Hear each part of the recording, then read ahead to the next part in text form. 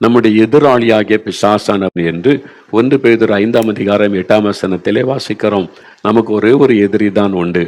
அவன் கண்ணுக்கு தெரியாத எதிரி, ஆவிக்குரிய உலகத்திலே சஞ்சரிக்கிற எதிரி. அவன் பிசாசானவன், சாத்தானானவன். அவன் தான் நம்முடைய எதிராளி. அப்ப மனிதர்கள் எதிர்க்கிறாங்க, மனிதர்கள் போராடுறாங்க, மனிதர்கள் தானே பிரச்சனை சந்திக்கிறான்னா மனிதர்கள் நல்லவங்க தான்.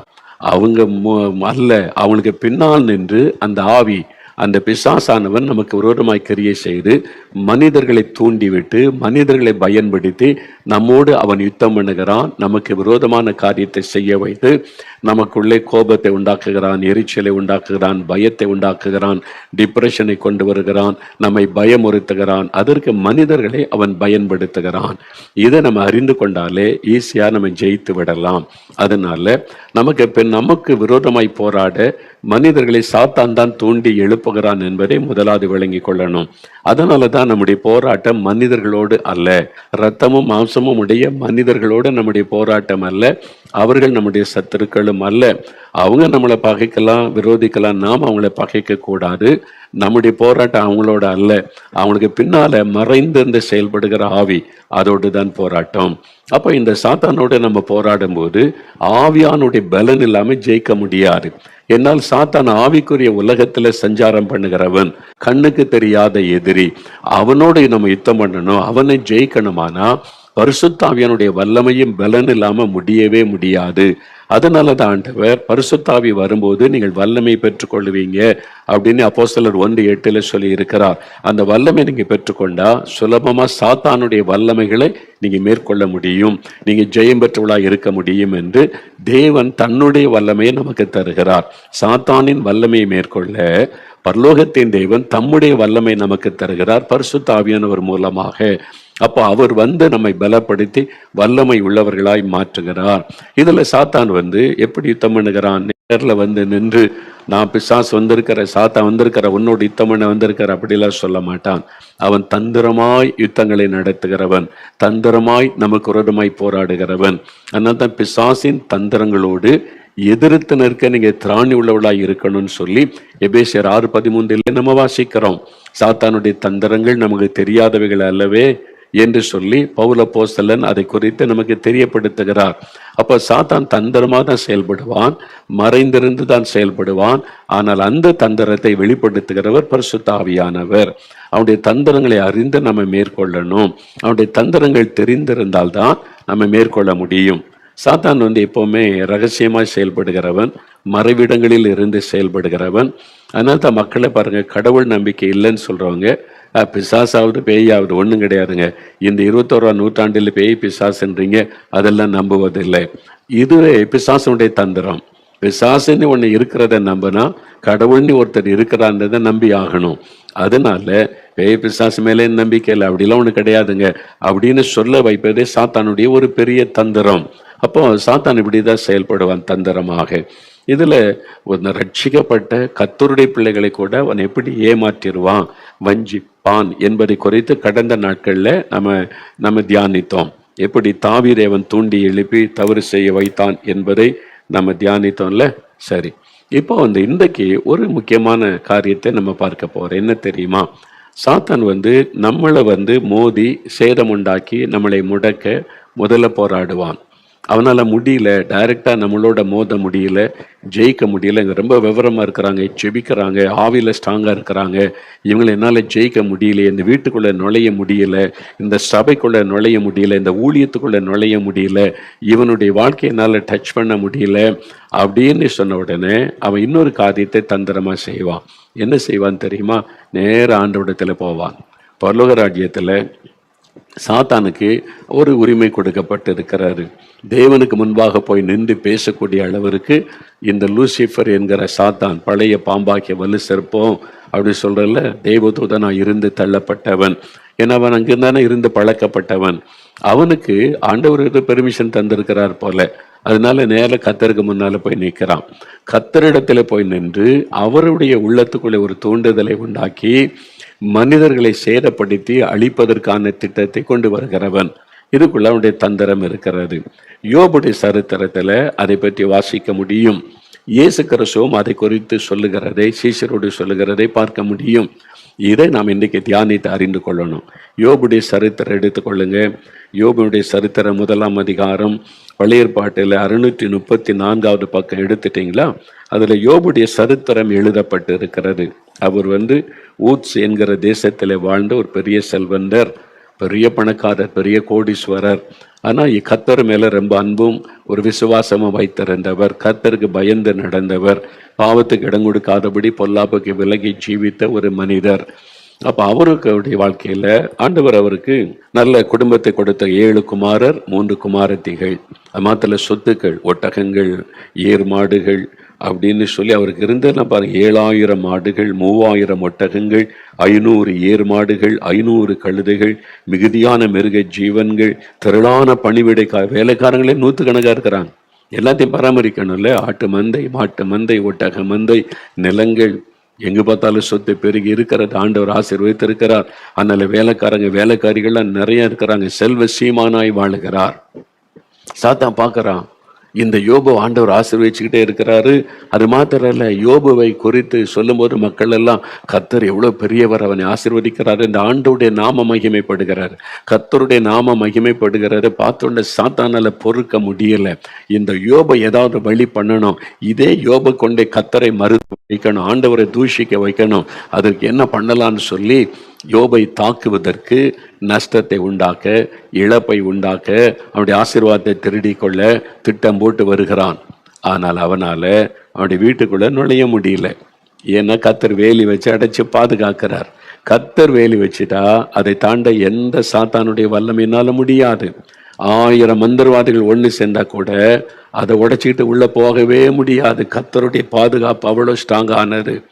யோபுவையும் பாருங்க, இந்த வசனம் என்ன சொல்லுது, 10வது வசனத்துல, யோபு 1:10 சாத்தான் சொல்றான் கர்த்தர்கிட்ட போய் என்ன சொல்றான், நீர் அவனையும் அவன் வீட்டையும் அவனுக்கு உண்டான எல்லாவற்றையும் சுற்றி வேலி அடைக்கவில்லையோ, நீங்க அவனை வேலி அடைச்சு பாதுகாக்கிறீங்க அப்படின்னு சொல்றான். அப்போ என்ன அர்த்தம், யோபு, அவருடைய பிள்ளைகள், அவருடைய குடும்பம், அவருடைய வீடு, அவருடைய சொத்துக்கள், மிருக ஜீவன்கள், நிலங்கள், வேலைக்காரர்கள், எல்லாத்தையும் சுற்றி ஆண்டவர் வேலி அடைத்து பாதுகாக்கிறாராம். வேலி வச்சனா காங்கிரீட்ல வேலியா அல்லது கம்பி வேலி போட்டிருக்குதா? இதெல்லாம் கண்ணுக்கு தெரியாத வேலி, பரலோகமே போட்டு வைத்திருக்கிற வேலி, பாதுகாப்பின் வேலி. இதை தாண்ட எந்த மந்திர சக்தியால முடியாது, எந்த பிசாசின் வல்லமையால முடியாது. இதுதான் நம்ம அறிந்து கொள்ள வேண்டிய சத்தியம். அப்ப சாத்தான் ட்ரை பண்றான், யோபுடைய வீட்டுக்குள்ளே நுழைந்து ஒரு சேதத்தை உண்டாக்கிட்டா இந்த யோபுவை கர்த்தரை மறுதலித்து விடுவான், ஆண்டவரை தூஷிப்பான், ஆண்டவருடைய உள்ளம் துக்கப்படும் என்று சொல்லி உள்ளே நுழையிறதுக்கு முயற்சி பண்ணுகிறான். நுழைய முடியல. அந்த வீட்டை சுற்றிலும் பாதுகாப்பு.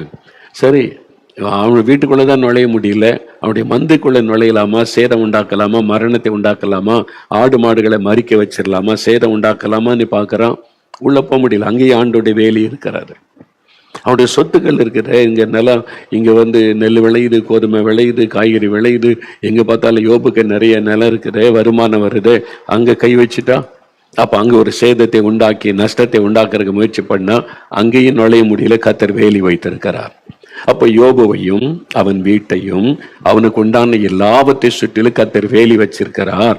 அந்த வேலியை தாண்ட சாத்தானால முடியவே முடியாது, எந்த மந்திர சக்தியால முடியாது. அது கர்த்தர் தன் பிள்ளைகளுக்கு கொடுக்கிற பாதுகாப்பின் வேலி, அதை வச்சிருக்கிறார்.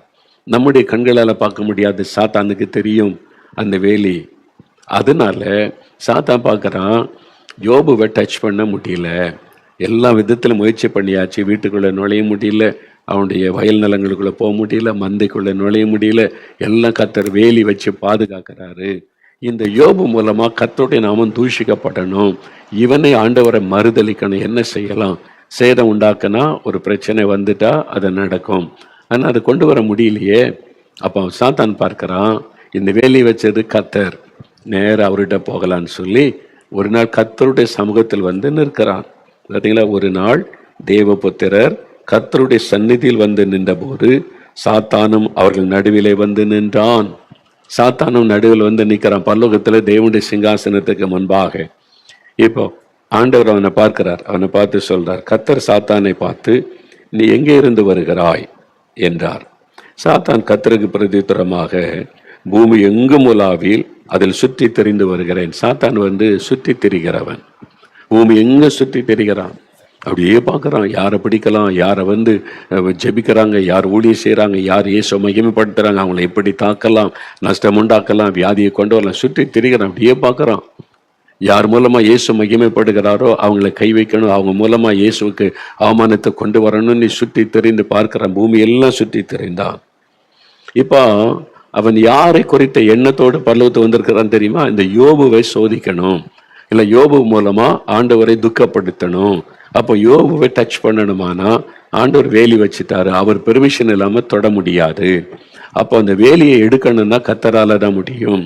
அதனால தேவ சமூகத்துல நிக்கிறான்.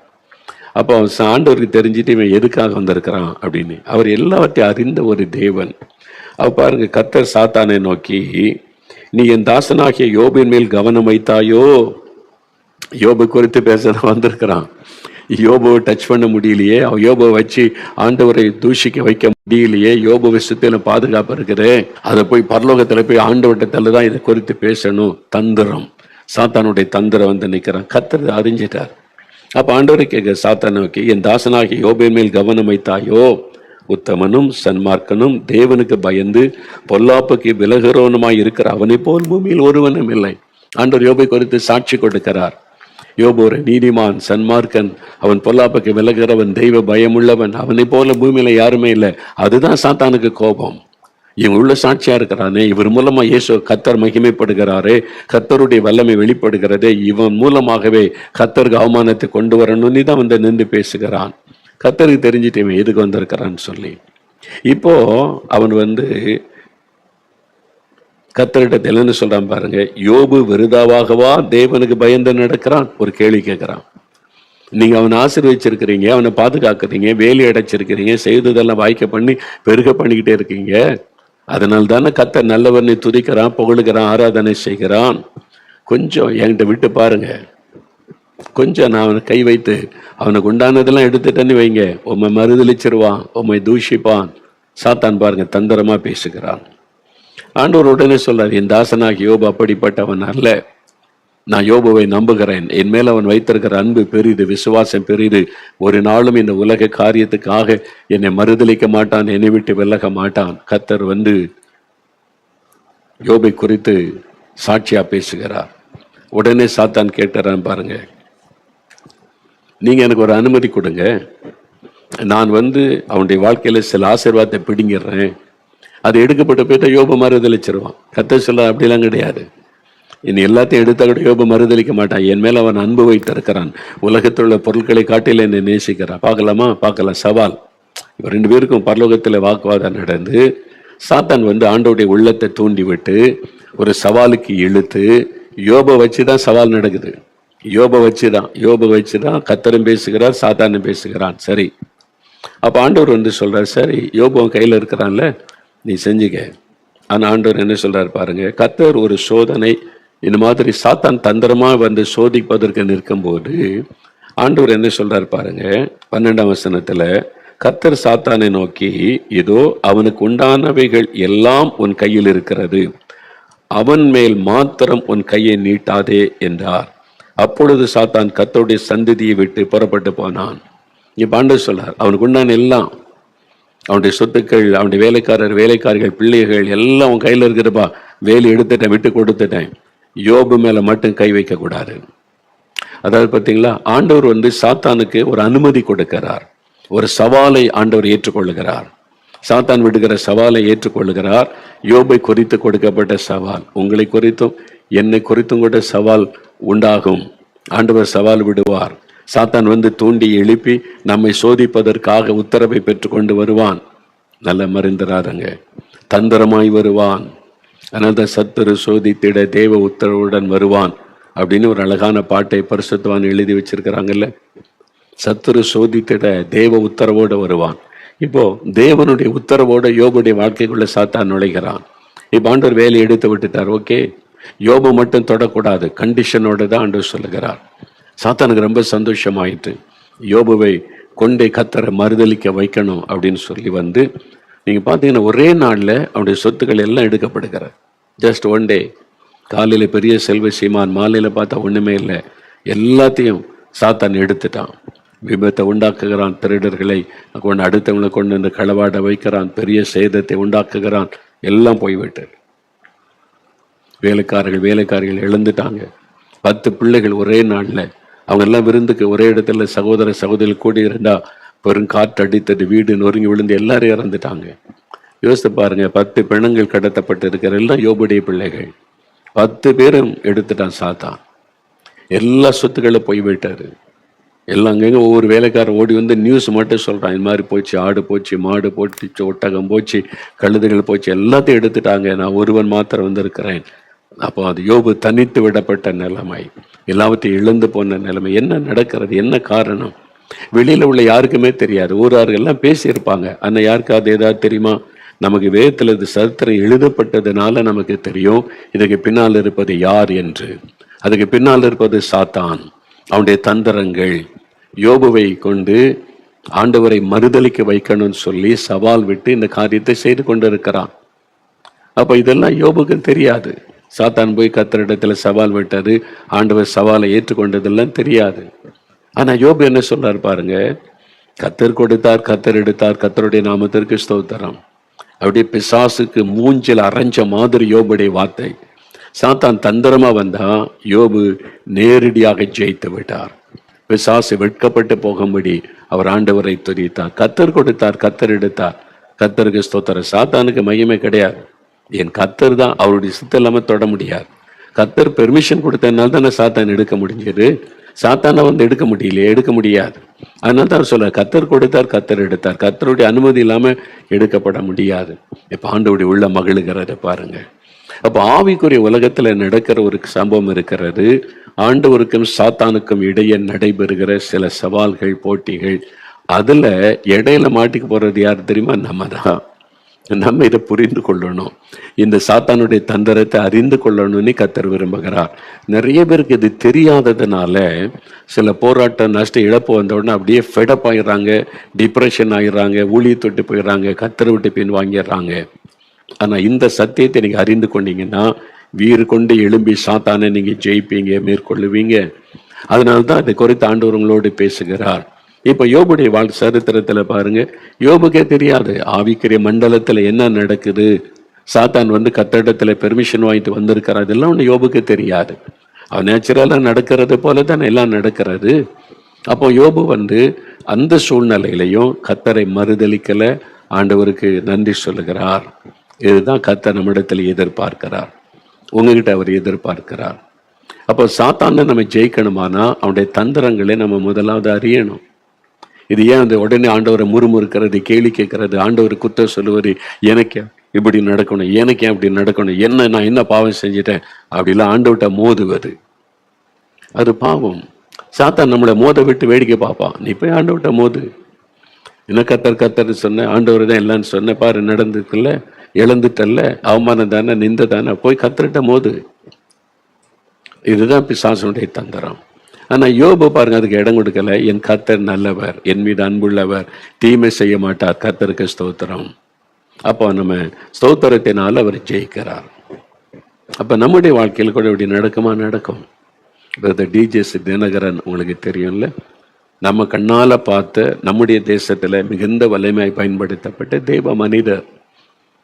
லட்சக்கணக்கான மக்களை மூலமா ரட்சிக்கப்பட்டாங்க. இப்பவும் எங்க போனாலும் அவங்களால ரட்சிக்கப்பட்ட மக்களை சந்திக்க முடிகிறது. அவங்களே சொல்லுவாங்க, பிரதர் தினகரன் அவங்க கூட்டத்துல தான் நான் ரட்சிக்கப்பட்டேன், இயேசுவை ஏற்றுக்கொண்டேன்னு சொல்லக்கூடியவங்க பல லட்சங்கள் இருக்கிறாங்க. ஆனா அப்படி மகிமையாய் ஊழியம் நடந்து கொண்டு வந்த அந்த சமயத்துல ஒரு விபத்து ஏற்படுகிறது. அந்த விபத்துல அவருடைய மகள் மரிக்கிறாள். நம்ம எல்லாருக்கும் தெரிந்த ஒரு காரியம். அவருடைய மகள் மரித்து போகிறாள். பிரதர் சிஸ்டர்லாம் காயப்பட்டு ஆஸ்பத்திரியில் வைக்கப்பட்டு இருக்கிறாங்க. நிறைய பேருக்கு கொஸ்டின், ஏன் ஒரு ஊழியக்காரனுடைய மகள் இப்படி ஒரு விபத்துல மரிக்கணும், ஏன்? பல கேள்விகள்.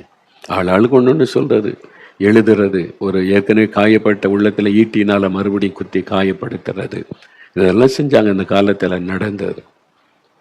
இது ஏன் நடந்துச்சு, அதனால இதனால ஆளுக்கு ஒரு காரணம் சொன்னாங்க. ஆனா உண்மை என்ன இருக்கு பின்னால இருப்பது? சில வருடங்களுக்கு பிறகு பிரதர் தினகரன் அவங்களே அந்த காரியத்தை குறித்து அறிந்து பேசினாங்க. என்ன சொன்னாங்கன்னா, அவங்களும் சோர்ந்துட்டாங்க. அவங்களுக்கும் கேள்வி. அவங்களும் மனுஷன் தானே, அவங்களும் அப்படிதான். நானும் சாதாரண ஒரு மனுஷன் தான், ஆண்டவர் கிருபையா என்னை பயன்படுத்த அப்படிதான் பிரதர் சொல்லுவாங்க. அப்ப அவங்களுக்கும் ஒரு பல கேள்விகள். ஏன் ஆண்டவர், இனிமேல் நான் இப்போ எப்படி போய் இயேசு நல்லவர், அன்புள்ளவர், உங்களை நேசிக்கிறார், ஆசீர்வதிப்பார், பாதுகாப்பான்னு எப்படி நான் பிரசங்கம் பண்றது? என் குடும்பத்தையே நீங்க காப்பாத்தல, என் மகளையும் நீங்க காப்பாற்றல, எல்லாரும் பரிகாசம் பண்ற அளவுக்கு காரியம் நடந்துகிட்டு இருக்குது. இனிமே எப்படி இப்ப நான் உண்மை குறித்து நான் பேச முடியும், மக்கள் மத்தியில நிற்க முடியும் என்பதாய் சோர்ந்துட்டாங்க. ஆனா ஆண்டவர் மேல உள்ள அன்பு போகல. தினம் அவ்வளோ அடிப்பட்டு காயப்பட்டு அதோடு கூட வீட்டில் இருந்தாலும் ஜெபம் பண்ணுவாங்களே, காலையில குடும்ப ஜெபம், சகோதரி பால் எல்லாம் சேர்ந்து குடும்பமா ஜெபம் செய்வாங்களா, தவறாம பாட்டு பாடி வசன வாசி குடும்ப ஜெபம். அது ஆண்டவர் மேலோட அன்பை அவங்க விட்டு விடவில்லை, இழந்து போகவும் இல்லை. ஆனா பல கேள்விகள் உள்ளத்துல, ஏன் இன்னும் எப்படி நான் ஊழியம் செய்யறது, எப்படி போய் நான் மற்றவங்கள்ட்ட பேச முடியும் என்பதை போல. அப்போ ஒரு சமயம் அவன் குடும்ப ஜெபத்தில் உட்கார்ந்திருக்கும் பொழுது ஆவியானவர் பலமாய் இறங்கினார். பரிசுத்த ஆவியானவர் இறங்கினார். இறங்கி அவளை நிரப்பின போது ஆண்டவர் பேச ஆரம்பித்தார். ஆவியானவர் மூலமாக தானே அவர் பேச ஆரம்பித்தார். அவர் சொன்னார், என் மகனை தினகரன், சாத்தான் வந்து என் சமூகத்தில் நின்று உன்னை குறித்து சவால் விட்டான். ஆண்டவர் தெளிவாய் என்ன நடந்தது என்பதை அன்றைக்கு தான் ஆண்டவர் பேசினார். சாத்தான் என் சமூகத்திலே வந்து நின்று யோபை குறித்து சவால் விட்டதை போல என்னிடத்தில் உன்னை குறித்து சவால் விட்டான். ஏன்னா உன் மூலமாய் திரள் கூட்ட மக்கள் ரட்சிக்கப்படுறாங்க. என் பக்கம் வர்றதுனால சாத்தானால பொறுக்க முடியல. அவன் உன்னை தாக்குவதற்கு, உன் குடும்பத்தை தாக்குவதற்கு முயற்சி பண்ணி அவனால முடியல. ஜெபங்கள் பாதுகாக்கிறது, ஜனங்கள்லாம் ஜெபிக்கிறாங்க, அதை வைத்து உனக்கு பாதுகாப்பு கொடுத்திருக்கிறேன். உன் பிள்ளைகளையோ உன் குடும்பத்தையோ உனக்கு உண்டான எதையும் சாத்தானால தொட முடியல. அதனால சாத்தான் என்னிடத்துல வந்தான். வந்து கர்த்தரிடத்துல வந்து என்ன கேட்டானா, நீங்க அவனுக்கு எல்லா வசதி செஞ்சு கொடுத்து பாதுகாப்பு கொடுத்து எல்லா விதமான ஆசீர்வாதம் தந்திருக்கிறீங்க, அதனால அவர் இயேசு நல்லவர்னு, அன்புள்ளவர், மனதுருக்கமுள்ளவர்னு உலகெல்லாம் பிரசங்கம் பண்றாரு. ஒரு இழப்பு வந்துட்டா மறுதளிச்சிருவாரு. இயேசுவாவது ஒண்ணாவது, அவ்வளவுதான், ஊழியமே முடிஞ்சிடும் அப்படின்னு சொல்லி சவால் விட்டான். அப்ப ஆண்டவர் சொன்னார், இல்ல, என் தாசனை பற்றி எனக்கு தெரியும், என் தாசன் என் மேல் அன்பு வைத்திருக்கிறார், அவன் வந்து என்னை மறுதளிக்க மாட்டான், அவன் என் மேல ரொம்ப அன்பும் பாசத்தோட ஊழியம் செய்கிறான், உலக நன்மைக்காக செய்யல, அவனுக்கு என் மேல அன்புனால தான் ஊழியம் செய்கிறான், மறுதளிக்க மாட்டான், என்னை விட்டு விலக மாட்டான். சாத்தான் சொன்னா, இல்ல, அவர் மகளை ரொம்ப நேசிக்கிறார்ல, ஆமா, ஒரே மகள், ஒரு மகன், ஒரு மகள், அந்த மகளை ரொம்ப அந்த மகளை எடுக்கிறதுக்கு எனக்கு அனுமதி தாரும். அவளை எடுத்துட்டு அவ்வளவுதான், சோர்ந்துருவார், ஊழியமே செய்ய மாட்டார், பிரசங்கமே பண்ண மாட்டார், முடங்கிடுவார். பாருங்க, சாத்தான் சவால் விட்டான். ஆண்டவர் சொன்னார், இல்ல, ஒரே மகளை எடுத்தாலும் என் ஊழியத்தை என் மகன் செய்வான், என்றால் தன் மகளை விட என்னை அவன் நேசிக்கிறான், அதை விளங்க பண்ணுவான், செய்வான். இல்ல, அப்படி இல்லை, வாக்குவாதம் ஆண்டவருக்கு சாத்தானுக்கு நடக்கிறார். எப்படி யோபு சரித்திரத்தில் பேசுறாங்கல்ல, அதே மாதிரி. அப்ப என்கிட்ட விடுங்க, அவங்களை என் கையில் கொடுங்க, அவங்களுடைய மகளை எடுக்க உத்தரவு கொடுங்க. ஆண்டவர் சொன்னார், சரி, ஓகே, நீ மகளை மட்டும் எடுக்கலாம், என் ஊழியக்காரியை தொடக்கூடாது. அதனால தான் அவ்வளோ பெரிய விபத்தில் காயங்களோடு அவங்க தப்பிச்சாங்க. மகள் மாத்திரம் எடுத்துக்கொள்ளப்பட்டாள். அதுக்கு மேல இவங்க பாதிக்கல, சில பாதிப்பு ஏற்பட்டது, சரியாகி விட்டது. இந்த மகள் மாத்திரம் எடுத்துக்கொள்ளப்பட்டாள். இப்ப ஆண்டவர் அந்த இறங்கி வந்து தினகரனோடு சொல்லுகிறார், என் மகனே, சாத்தான் வந்து சவால் விட்டான் உன்னை குறித்து, நான் அதை ஏற்றுக்கொண்டேன், ஏற்றுக்கொண்டதுனால நான் அனுமதி கொடுத்தேன், அவனுக்கு ஒரு அனுமதி கொடுத்தேன் உன் மகளை எடுத்து கொள்வதற்கு. நீ சோர்ந்து போக மாட்ட, என்னை மறுதளிக்க மாட்ட, நீ முன்னை விட அதிகமா என் நாமத்தை மகிமைப்படுத்த ஊழியம் செய்வ அப்படின்னு சவால் விட்டு இருக்கிறேன். உன்னை குறித்து நான் சாத்தாடத்துல சவால் விட்டு இருக்கிறேன். அதனாலதான் உனக்கு இந்த இழப்பு ஏற்பட்டது, இந்த மரணம், இந்த இழப்பை நீ சந்தித்தாய். நான் உன்னை நம்புகிறேன், என் மகனை, உன்னை நான் நம்புகிறேன், இனி நீ என்னை வெட்கப்பட விட மாட்டாய் என்று உன்னை நம்புகிறேன். அந்த நம்பிக்கையில தான் நான் சவால் விட்டேன். அந்த வார்த்தை கேட்ட உடனே பிரதர் தினகரன் அவங்க கண்ணீரோடு சொன்னாங்க, ஆண்டவரே, உம்மை நான் அவமானப்பட விட மாட்டேன், சாத்தான் ஜெயிக்க விட மாட்டேன், நான் உம்மை நேசிக்கிறேன், நான் முன்னிலும் அதிகமாக ஊழியம் செய்வேன், நீர் அன்புள்ளவர், மனதுருக்கம் உள்ளவர், ஆசீர்வதிக்கிறவர், பாதுகாக்கிற தேவன் என்று முன்னில் அதிகமாக நான் பிரசங்கம் பண்ணுவேன், சுவிசேஷத்தை அறிவிப்பேன், ஊழியத்தை நான் அதிகமாய் செய்வேன் என்று தன்னை அர்ப்பணித்து கொண்டாங்க. அதன் பிறகுதான் அவங்க திடன் பெற்று எழும்பி மறுபடியும் ஊழியம் செய்ய ஆரம்பிச்சாங்க. அப்ப ஏன் இந்த மரணம் நடக்கிறது? ஏன் இந்த இழப்பு வருகிறது? ஆவிக்குரிய உலகத்திலே ஒரு காரியம் நடக்கிறது. சாத்தான் ஆண்டவருடைய சமூகத்தில் போய் நின்று தேவ பிள்ளைகளை குறித்து சவால் விடுகிறான், உத்தரவு கேட்கிறான். அவருடைய ஆண்டோடைய உத்தரவு இல்லாம தொட முடியாது. நல்லா அறிந்து, கர்த்தருடைய உத்தரவு இல்லாம தொட முடியாது. நான் அதை விசுவாசிக்கிறேன். சாத்தான் என்னை தொடணும், எனக்கு ஒரு ஆபத்தை உண்டாக்கணும், எனக்கு அழிவு உண்டாக்கணும், ஆனா பரலோகத்தின் அனுமதி இல்லாம செய்யவே முடியாது. என்னால் அவர் எனக்கு பாதுகாப்பு தருகிறார். நம்முடைய ஜெபம், நமக்காக மற்ற மக்கள் ஜெபிக்கிற ஜெபம் பாதுகாப்பான வேலியாக அது இருக்கிறது.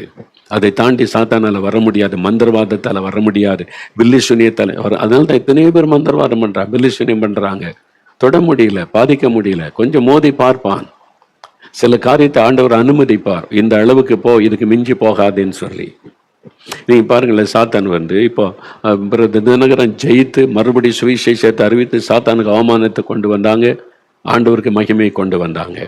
அப்ப நம்ம வாழ்க்கையில தெய்வ பிள்ளைகள் ஆண்டவரை பின்பற்றி நம்ம ஜெபிக்கும் போது எழுப்புதல் ஜெபிக்கிறோம், சுவிசேஷம் அறிவிக்கிறோம், ராஜ்யத்தை கட்டுகிற பண்ணி செய்கிறோம். ஏன் இந்த மாதிரிலாம் நடக்குது அப்படின்னா, பின்னால் இருக்கிற காரியம் சாத்தானுக்கு சில சமயம் அனுமதி கொடுக்கப்படும். அவன் தந்திரமா போய் ஆண்டவரிடத்துல பெர்மிஷன் வாங்கிட்டு வந்துடுவான். இதுதான் சாத்தானுடைய தந்திரம். ஆனா யோபு பாருங்க, அதை ஜெயித்துட்டார். இப்போ தோத்துட்டானா, ஒரு முறை சாத்தான் தோத்துட்டான். இப்போ அவன் மறுதளிப்பான்னு சொல்ற, கர்த்தர் சொல்றார் மறுதளிக்க மாட்டான்னு சொல்றார்.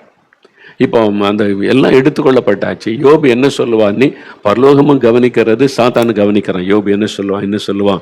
கர்த்தர் கொடுத்தார், கர்த்தர் எடுத்தார், கர்த்தருடைய நாமத்தை ஸ்தோத்திரம், பிசாசு அவமானப்பட்டு போனான், பரலோகமே ஆர்ப்பரித்து துதித்திருக்கும், சந்தோஷம் ஆண்டு சொல்லி இருப்பார். பாத்தியா, நான் அப்பவே சொன்னேன், என் தாசனாக யோபை பற்றி எனக்கு தெரியும், அவன் மறுதளிக்க மாட்டான், குறை சொல்ல மாட்டான், எனக்கு தெரியும்.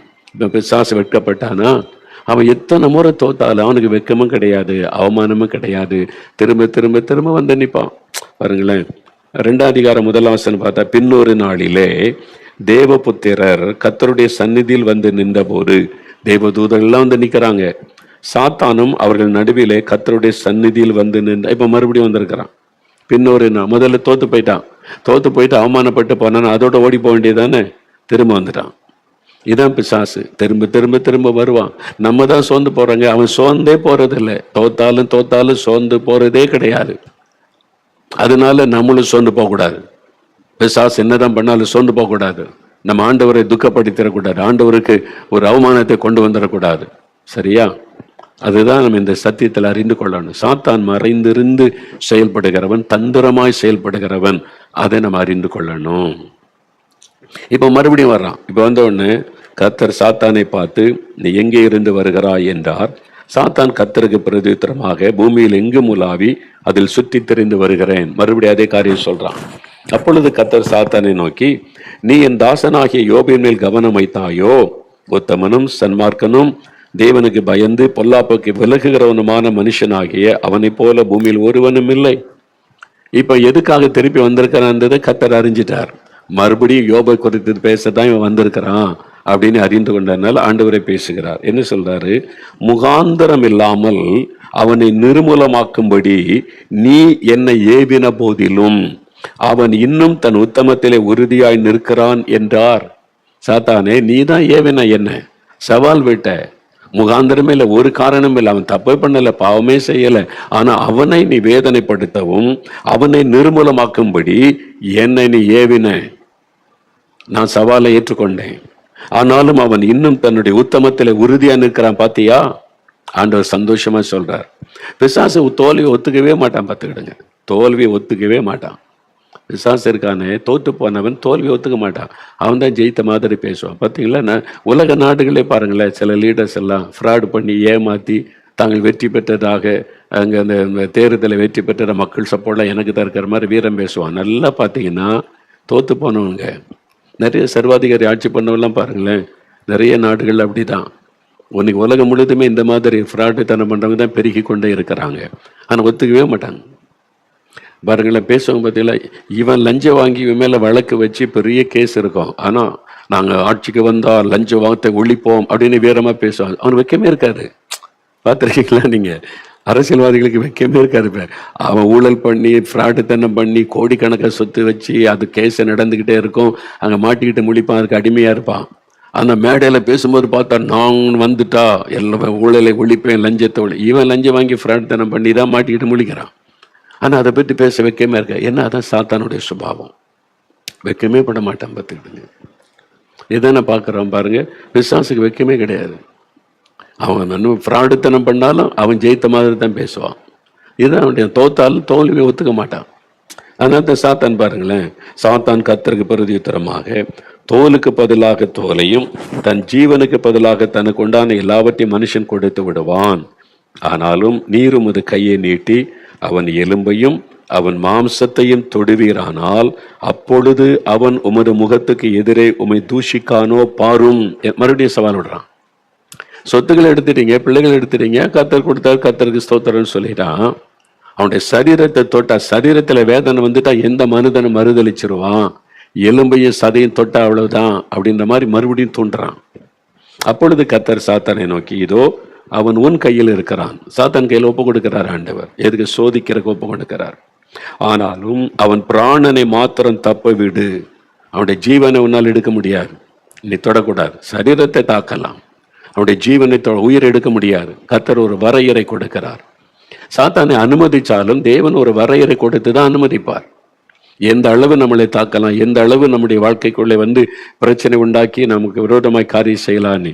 அதனால அதான் என்னுடைய விசுவாசம். அதனால தான் நம்ம பயப்பட. கர்த்தர் அனுமதிக்கிற அவ்வளவுதான் அவனால வர முடியும். அது வரைக்கும் வரட்டுமே, வந்து பார்க்கட்டுமே. நம்ம அதுக்கு மத்தியில கர்த்தரை துதிச்சு கொண்டே இருப்போம். அவ்வளவுதான். சொல்லுவான், 4 பேரை வச்சு யூடியூப்ல நான் திட்டுனா இவன் பேசுறது அடங்கிரும். எழுப்பலை பத்தி பேச மாட்டான், ஆண்டவரை பத்தி பேச மாட்டான், முடங்கி போயிடுவான். சரி பேச வை. அவன் அதான் பேச வைக்கிறான். ஃப்ராடு தனம் பண்றவங்களையும் பரிகாசக்காரங்க பைபிள் இருக்குல்ல, அதெல்லாம் பிசாசனுடைய சுபாவம். சகோதரர்கள் மீது குற்றம் சாட்டுவது, பரிகாசம் பண்ணுவது, ஆவிக்குரிய காரியம், இதெல்லாம் வசனத்தை வச்சு பரிகாசம் பண்ணலாம் பிசாசன் சுபாவம். பேச வச்சிருவான். நம்ம ஏற்கனவே பார்த்துட்டல, என்ன வேணாலும் பேசுப்பா, என்ன வேணாலும் திட்டுப்பா, நான் ஜெபம் கொண்டே இருப்பேன், எழுப்புதலை பார்ப்பேன், கர்த்தருடைய ஊழியத்தை சேவனை செஞ்சுக்கிட்டே வச்சிருக்கிறார்ல அவருக்கு. இதெல்லாம் பிசாசு பண்ணுகிற ஒரு விஷயம். அது பிசாசை தான் அந்த ஆட்களை எழுப்பி செய்ய வைப்பாரு. பாருங்க, வந்து நிற்கிறான்ல சாத்தான், வந்து நிற்கிறான்ல, சொல்றான்ல, சரீரத்தை தாக்கிட்டா உம்மை மறுதளிச்சிருவான். கர்த்தர் உடனே சொல்ல, ஓகே, ஜீவனை தொடாத, ஒரு லிமிட், அவ்வளவுதான், அதுக்கு மேல போக முடியாது. கர்த்தர் செக் வச்சிருவார். இப்போ சாத்தான் கர்த்தருடைய சந்நிதி விட்டு புறப்பட்டு யோபின் உள்ளங்கால் தொடங்கி அவன் உச்சந்தலை மட்டும் கொடிய பருக்களால் அவனை வாதித்தான். யார் வாதித்தது? சாத்தான். எப்படி ஒரு தேவ மனுஷனை தொட முடியும்? கர்த்தரை அனுமதிச்சிட்டார். இதுதான் அறிந்து கொள்ளணும். கர்த்தர் அனுமதி இல்லாம தொட முடியாது. கர்த்தருடைய அனுமதி இல்லாம வியாதியை கொண்டு வர முடியாது. கர்த்தருடைய அனுமதி இல்லாம ஒரு நஷ்டத்தை, இழப்ப, பிரச்சனையை சாத்தான் கொண்டு வர முடியாது. கர்த்தர் வேலி வச்சிருக்கிறார்ல, அதை தாண்டிலாம் வர முடியாது. கர்த்தரை அனுமதிச்சாதான். அவர் வந்து எந்த அளவு அனுமதிக்கிறார் அந்த அளவு தான் சாத்தானால வர முடியும். இதை நல்லா புரிந்து கொள்ளுங்க. அதனால என்ன போராட்டம் வரட்டும், நிந்தை, நெருக்கம், உபத்திரவம் எது வரட்டும், சோர்ந்து போகாதுங்க, டிப்ரெஷன் ஆயிட்டுன்னு சொல்லாதுங்க. தேவ பிள்ளைகளுடைய வாயில இந்த வார்த்தையெல்லாம் வரக்கூடாது. என்ன வேணாலும் நடக்கட்டும், ஆண்டவரை துதிக்க பழகுங்க. கர்த்தருக்கு தெரியாம எதுவும் நடக்கல, கர்த்தருக்கு தெரியாம எதுவும் வரல. கர்த்தருக்கு ஸ்தோத்திரம், கர்த்தருக்கு ஸ்தோத்திரம் துதிக்க ஆரம்பிங்க. பிசாசு வெட்கப்பட்டு போவான். அவன் நம்மை வைத்து இயேசுவை அவமானப்படுத்த விரும்பி தான் போராட்டத்தை கொண்டு வருகிறான். நம்மை வைத்து இயேசுவுக்கு துக்கத்தை கொண்டவன் அவமானப்படுத்த செய்யறான். நீங்க அவனை எதிர்த்து நீங்க தைரியமா நின்று ஆண்டவரை மகிமைப்படுத்தி பிசாசு அவமானப்படுத்தி வெட்கப்படுத்தணும். அதுக்கு தான் நம்ம அழைக்கப்பட்டிருக்கிறோம். நீங்க ஆண்டவர் ஏன் எனக்கு இப்படி பண்ணாரு, நான் என்ன பாவம் செஞ்சேன், எனக்கு என்ன இப்படி நடந்துச்சு, இது பேச சாத்தான் கை தட்டி சரிப்பா, ஓ வந்துட்டே மாத்தி பாத்தீங்க ஆண்டவர் இப்படிதான் அப்படின்னு சொல்லி இயேசுக்கு அவமானத்தை கொடுக்காதங்க. என்ன நடந்தால் என் கர்த்தருக்கு தெரியாம எதுவும் எனக்கு நடக்க முடியாது. கர்த்தருக்கு ஸ்தோத்திரம், நன்மைக்கு இதுவாய் நடக்கிறது. ஆண்டவரை துதிங்க, பரலோக சந்தோஷப்படும், ஆண்டவர் மகிழ்ச்சி அடைவா, சாத்தான் வெட்கப்பட்டு போவான். இதுல தான் கவனம் செலுத்தணும். சாத்தானை நீங்க ஜெயிக்கணும். எப்படி ஜெயிக்கிறது? தந்திரத்தை அறிந்து கொண்டு நீங்க ஜெயிக்கணும். நீங்க பாருங்க, சாத்தான் இப்படிலாம் உத்தரவு பெற்றுக்கொண்டு வருவானா? லூக்கா எழுதின சுவிசேஷம், பரிசுத்த லூக்கா எழுதின சுவிசேஷம் 22ஆம் அதிகாரம் எடுங்க. ரொம்ப முக்கியமான விஷயம். ஆண்டவர் இதெல்லாம் பழைய ஏற்பாட்டில் சொன்னதுங்க அப்படின்னு சொல்லி, பழைய ஏற்பாட்டில் சொன்னதுல பல காரியங்கள் புதிய ஏற்பாட்டுக்கும் பொருந்தும். இப்போ வரைக்கும் உள்ளதற்கும் சில காரியம் பொருந்தாது. அது யூத மக்களுக்கு அந்த ஜனங்களுக்கு கொடுத்த காரியம் நம்ம அறிந்து கொள்வதற்கு நமக்கு எழுதப்பட்டு இருக்கிறது. அதே சமயத்துல நாமும் அறிந்து அதன்படி வாழணும்னு பல சத்தியங்கள் எழுதப்பட்டிருக்கிறது. அவைகளை அறிந்து கொள்ளணும். புதிய ஏற்பாட்டுல எங்க இருக்கு அப்படின்னா இருக்குது. லூக்கா 22 அதிகாரம் 31 32 வசனம் பாருங்க. இயேசு சிலுவையில் அறையப்படுவதற்கு காலம் நெருங்கி வந்த போது ஆண்டவர் தன் சீஷரோட கூட பேசும்போது என்ன சொல்றார்? 31 32 பின்னும் கர்த்தர் இயேசு கிறிஸ்து, சீமோனே சீமோனே, இதோ கோதுமையை சுளகினால் புடைக்கிறது போல சாத்தான் உங்களை புடைக்கிறதற்கு உத்தரவு கேட்டுக்கொண்டான். அதில் பாருங்க, வசனத்துல இருக்கு. இயேசுவோடு கூட சீஷர்கள் இருக்கிறாங்க. எல்லாத்தையும் விட்டுட்டாங்க. படகை விட்டுட்டாங்க, வேலையை விட்டுட்டாங்க, குடும்பத்தை விட்டு இயேசுவோட 3.5 ஆண்டு காலம் பிரயாணப்படுறாங்க. இவங்களை வச்சுதான் உலக எழுப்புதலுக்கு சுவிசேஷ மையமாக்குவதற்கு தேவன் திட்டம் வச்சிருக்கிறார். சாத்தான் இதெல்லாம் பார்க்கிறான். இயேசுவை குறிவைத்து தாக்கி பார்க்கிறான். அவருக்கு விரோதமான ஆட்களை எழுப்புகிறான், மதவாதிகளை எழுப்புகிறான், அவரை திட்டுகிறாங்க. என்ன செஞ்சாலும் குறை சொல்றாங்க. அற்புதம் செஞ்சா குறை, பேசினா குறை, என்ன செஞ்சாலும் குறை சொல்லி இயேசுவை குற்றப்படுத்தி அவரை மனமடிவாக்கணும், அவரை டிப்ரெஷனுக்கு கொண்டு வந்து ட்ரை பண்றாங்க. எல்லாத்தையும் அவர் ஜெயித்து கொண்டு போய் கொண்டே இருக்கிறார். இப்ப பாக்குறாங்க, இயேசுவோடு கூட இருக்கிற ஆட்களை பாருங்க. அவங்கள வச்சு இயேசு தனிமைப்படுத்தி அவரை டிப்ரெஷனுக்குள்ள ஆக்கிடலாம், முடைக்கிடலான்னு சொல்லி உடனே அவங்க கர்த்தர்கிட்ட திருப்பி பேசுறான், இயேசு கிட்ட திருப்பி பேசுறான் சாத்தான். 12 பேரை கூட வச்சிருக்கீங்களா? அந்த தைரியத்துல தானே நீங்க சிலுவையை சந்திக்கிறதுக்கு ஆயத்தமாகறீங்க. 12 பேர் கூட இருக்காங்களா? அவங்க துணை இல்லாம உங்களால முடியுமா? அவ்வளவு பேரும் ஓடி போயிடுவான். நீங்க அவரை நம்பி கொண்டு இருக்கீங்க. இல்ல நான் தெரிந்து கொண்டவங்க, எங்க பிதா தெரிந்து கொண்டவங்க 12 பேரும். அவங்க ஓடலாம் மாட்டாங்க, அவங்க சுவிசேஷத்தை அறிவிப்பாங்க. நீங்க தான் சொல்லணும், நம்பி கொண்டிருக்கணும். இவங்களை என்கிட்ட விட்டு பாருங்க, ஒரு நாள் எனக்கு ஒரு சான்ஸ் கொடுங்க, நான் நிரூபிச்சு காமிக்கிறேன். ஓடிடுவானுங்க, மறுதளிச்சிருவாங்க. பேதுரெல்லாம் சவால் விடுறாருல, பரலோகத்துல இருந்து வெளிப்பாடு வந்ததுன்னு உன் வீட்டு ஓடி போயிடுவான். ஐயா அவ்வளவுதான், திரும்பி வரவே மாட்டான். இயேசு சொல்றாரு, இல்ல அவங்கெல்லாம் ஓட மாட்டாங்க, என் சுவிசேஷத்தை அறிவிப்பாங்க, உலகெல்லாம் போவாங்க, எனக்காக உயிரையே கொடுக்க அர்ப்பணித்து வந்தவங்க. அப்படிலாம் ஒன்றும் கிடையாது. சவால் விடுறான். இப்போ ஆண்டவர் ஏற்றுக்கொண்டார். சரி, அவங்கள நான் சோதிப்பதற்கு எனக்கு ஒரு வாய்ப்பு கொடுங்க. ஆண்டவர் பெர்மிஷன் வாங்குறான். நீங்க பாரு, உத்தரவு கேட்டுக்கொண்டான். சாத்தான் உங்களை புடைக்கிறதற்கு உத்தரவு கேட்டுக்கொண்ட கர்த்தரிடத்துல பெர்மிஷன் வாங்கி தான் நடக்கிறாரு. கெத்செமனே தோட்டத்தில் அதான் நடக்கிறார். எல்லாம் விட்டு ஓடி போறாங்க, அதான் நடக்கிறாரு. அதுல சாத்தானுடைய குறி யார் மேல அதிகமா? பேதுரு மேலதான் குறி. ஏன்னா அவனை வச்சுதான் சபையை கட்டுவேன்றார் ஆண்டவர். உன்னை கொண்டு இந்த காரியத்தை செய்வேன், உன் மூலமாய் செய்வேன். மூத்த ஒரு அப்போஸ்தலன். அதனால அவனை வச்சுதான் நிறைய திட்டங்களை கர்த்தர் பிளான் பண்ணி வச்சிருக்கிறது சாத்தானுக்கு தெரியும். அதனால சாத்தான் தான் பேதுருவை தான் டார்கெட் பண்றான். எல்லாரையும் அவன் குறி வச்சாலும் பேதுரு மேலதான் அவனுடைய குறி இருக்கிறது. அதனால இப்போ கர்த்தர் என்ன சொல்ற? சீமோனே சீமோனே, அவன்கிட்ட தான், பேதுருக்கிட்ட தான் பேசுறார் ஆண்டவர். இதோ கோதுமையை சுளகினால் புடைக்கிறதை போல சாத்தான் உங்களை புடைக்கிறதற்கு உத்தரவு கேட்டுக்கொண்டான், பெர்மிஷன் கேட்டுக்கிட்டான். என்கிட்ட விடுங்க, இவன் எவ்வளவு தூரம் உங்களை நேசிக்கிறான், விசுவாசிக்கிறான், நான் காமிக்கிறேன். இவங்களை நம்பிக்கிட்டு இருக்கீங்கல்ல? இல்லை அப்படின்னு கர்த்தர் சொல்ல, இல்லை நான் அவனை நம்புறேன். என் கூட 3 வருஷம் இருந்திருக்கிறாங்க, என்னை நேசிக்கிறாங்க, அவங்க நான் கொடுத்த பொறுப்பை நிறைவேற்றுவாங்க. இல்லை என்கிட்ட கொடுங்க அப்படின்னு உத்தரவு கேட்குறான். சரின்னு சொல்லிட்டாரான். ஓகே, இன்னும் ஒரு நாள் தானே இருக்குது, பண்ணிப்பாரு அப்படின்னு சொல்லி இப்போ ஆண்டவர் ஒரு ஜெபம் பண்றார். இதில் தான் கவனிக்கணும். நானும் உன் விசுவாசம் ஒளிந்து போகாதபடி உனக்காக வேண்டிக் கொண்டேன். பேதுருவுக்காக இயேசு வேண்டிக் கொள்றார். இந்த சோதனை வரப்போது, சாத்தான் உள்ளே நுழைகிறான். சாத்தான் தந்திரமாய் ஒரு பெரிய சோதனை கொண்டு வர போகிறான். விசுவாசம் ஒளிந்து போக கூடாது, அதான் முக்கியம். உன் விசுவாசம் ஒளிந்து பாருங்க. யோபு அவ்வளவு சோதிக்கப்பட்ட போதில் கர்த்தர் மேல வச்சு விசுவாசத்தை விட்டு விடவில்லை. அவர் சொல்லுங்க, என் மீட்பர் உயிரோடு இருக்கிறார் என்பதை அறிவேன், அவர் என்னை கொண்டு போட்டாலும் அவர் மேல் நம்பிக்கையா இருப்பேன். யோபு சொல்ற, அங்கதான் பிசாசுக்கு அடி விழுகிறது. சாத்தான் சோதிப்பது எங்கதான்? நீங்க அவரை மறுதளிக்கணும், அவனை இயேசுக்கு மறுதளிக்கணும்ன்றதான் சாத்தானுடைய எதிர்பார்ப்பு. நீங்க சொல்ல, என் இயேசு நல்லவர், நன்மை செய்கிறவர், உயிரோடு இருக்கிறார், என்னோடு இருக்கிறார். அதை சொல்ல சொல்ல சொல்ல பிசாசுக்கு வெட்கம், பிசாசுக்கு அவமானம், பிசாசுக்கு அடி விழும். அதுதான் ஆண்டவர் எதிர்பார்க்கிறார். நீங்க அப்படிதான் பிசாசை ஜெயிக்கணும். இங்க பாருங்க, ஆண்டவருடனே உன் விசுவாசம் ஒளிந்து போகாதபடிக்கு நான் வேண்டிக் கொண்டேன். அதனால்தான் உபத்திரப்படுறவங்களுக்கு நம்ம என்ன வேண்டிக் கொள்ளணும், விசுவாசத்தை அவங்க விட்டுறக்கூடாது. ஆண்டவரே, விசுவாசத்தில் உறுதியா இருக்குன்னு செபிக்கணும். நைஜீரியாவில் கிறிஸ்தவங்க கொல்லப்படுறாங்க. வட கொரியாவில் கிறிஸ்தவங்க ஜெயிலில் சித்திரவதை பண்ணப்படுறாங்க. இது மாதிரி சீனாவில் கிறிஸ்தவங்க கொல்லப்படுறாங்க. பல தேசங்கள்ல கிறிஸ்தவங்களுக்கு அவமானம், கொல்லப்படுறாங்க, ரத்த சிந்துறாங்க, பாடுபடுறாங்க. நம்ம அவங்களுக்காக ஜெபிக்கும் போது என்ன ஜெபிக்கணும்? மணிப்பூர்ல போடப்பட்ட என்ன ஜெபம்? விசுவாசம் ஒளிந்து போகாதபடி ஜெபிக்கணும். அதான் இயேசு கற்றுக் கொடுத்தது. விசுவாசத்தை மட்டும் அவங்க விட்டுறக்கூடாது. ஆண்டவர் மேல இருக்கிற விசுவாசம், ஆண்டவர் மறுதலிச்சு போயிடக்கூடாது. விசுவாசத்தை விட்டுவிட இந்த ஜெபத்தினாலதான் பேதர் காப்பாற்றப்படுகிறார். அதனால்தான் பேதருக்கு இயேசுவை 3 முறை மறுதலிச்ச போதிலும் அவர் மனம் கசந்து அழுது மனம் திரும்ப என்ன காரணம்? இயேசுவனுடைய ஜெபம். அதனாலதான் நாம ஜெபிக்கணும் சொல்றோம். ஆனா சில சோம்பேறி ஊழியக்காரங்களுக்கு ஜெபத்தை பெற்ற உணர்வே இல்லை. அது பிசாசு பயன்படுத்துகிற பாத்திரமா சில ஊழியர்கள் மாறி போயிட்டாங்க. ஜெபம் தேவையில்லை. இயேசுவே சொல்றாரு, உனக்காக நான் ஜெபிக்கிறேன் பேதுரு, உன் விசுவாசம் ஒளிந்து போகாதபடி. இதெல்லாம் இயேசு நம்ம கற்றுக் கொடுத்த பாடம். அதனால்தான் உபத்திரப்படுற கிறிஸ்தவங்களுக்கு நம்ம ஜெபிக்கும் போது ஆண்டவரே விசுவாசத்தை விட்டுவிடக் கூடாது, பலப்படுத்த விசுவாசத்துல உறுதியா இருக்கணும்னு நம்ம ஜெபிக்கணும். புரிஞ்சதா? அதனால நீங்களும் விசுவாசத்துல உறுதியா, உங்க விசுவாசத்தை தான் பிசாசு டச் பண்ணுவான். ஆண்டவரை மறுதலிக்க. அதனால்தான் அவர் மனுஷகுமாரன் வரும்பொழுது விசுவாசத்தை காண்பாரோ. கடைசி காலத்துல வரக்கூடிய போராட்டமே விசுவாச போராட்டம் தான்.